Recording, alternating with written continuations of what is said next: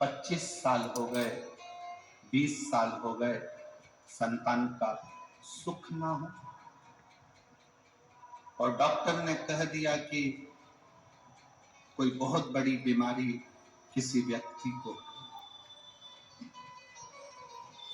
रोग बड़ा, बीमारी बड़ी,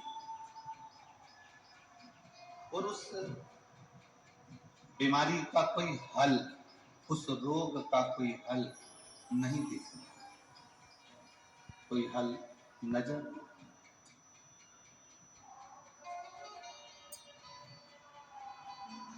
कोई हल दिख ना रहा। तो बैसाख महीने में शिव सप्त तीर्थ का एक अनुष्ठान अपने जीवन में जरूर करें। मट्टी के पात्र में जल भरना और मट्टी के पात्र में जल भरकर प्रतिदिन रोज 7 दिन का ये नियम होता है सप्ततीर्थ। बस विराम जो है उसका प्रदोष के दिन होना चाहिए, और बैसाख के महीने में जब आप सप्ततीर्थ का अनुष्ठान करें, 1 घड़ा जल का रोज भरें प्रतिदिन, और 1 बेलपत्र, 1 शमी पत्र उस घड़े के नजदीक में कोई पात्र में अवश्य रखें।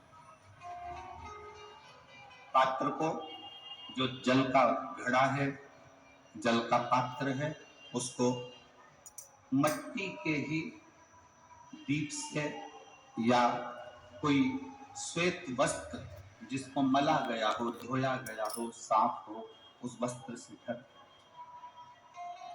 एक दिन एक शिवालय में जाएं, शमी पत्र अशोक सुंदरी वाली जगह पर समर्पित करें। अशोक सुंदरी की जगह जानते हो ना आप लोग? अशोक सुंदरी की जगह पर शमी पत्र समर्पित करें। बेलपत्र जहां आप खड़े हैं उधर से डंडी का भाग आपकी ओर हो, और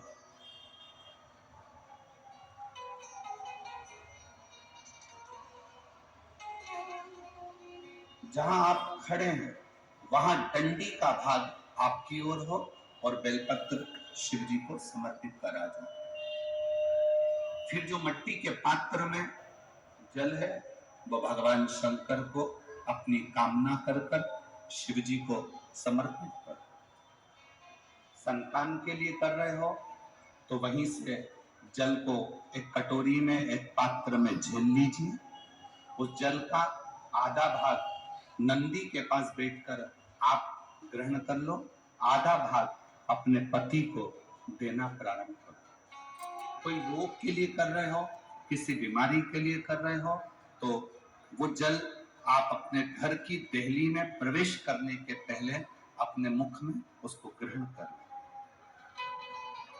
एक दिन में एक शिवालय, दूसरे दिन दूसरा शिवालय, तीसरे दिन तीसरा शिवालय। अगर अपने नगर में, अपने गांव में, अपने क्षेत्र में 7 शंकर के मंदिर नहीं हो, यदि अपने गांव में, अपने नगर में, अपने क्षेत्र में 7 शंकर के शिवालय नहीं हो, तो मिट्टी का शिवलिंग बनाकर उस पे चढ़ो, पर रोज एक शिवालय अलग होना चाहिए।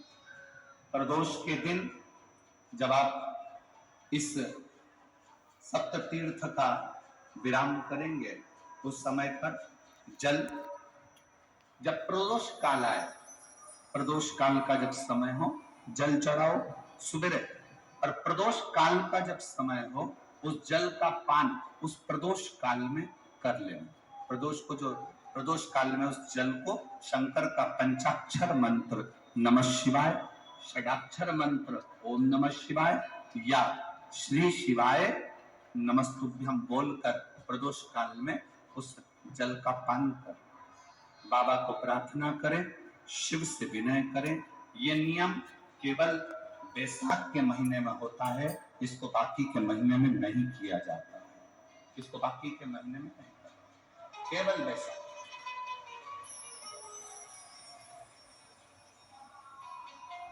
शिव सप्त तीर्थ का जो नियम है वो अपने जीवन में पालन करें। और हम तो कहेंगे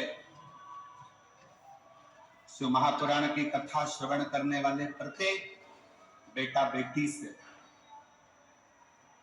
शिव महापुराण की कथा सुनने वाले प्रत्येक शिव भक्त से हम तो कहेंगे कि शरीर में कोई रोग नहीं भी है, संतान की प्राप्ति नहीं भी चाहिए, उच्च शिक्षा के लिए आप कर रहे हैं, अपने जीवन की खुशहाली के लिए कर रहे हैं, तो शिव का सप्त तीर्थ अनुष्ठान अवश्य अवश्य और अपने जीवन को साथ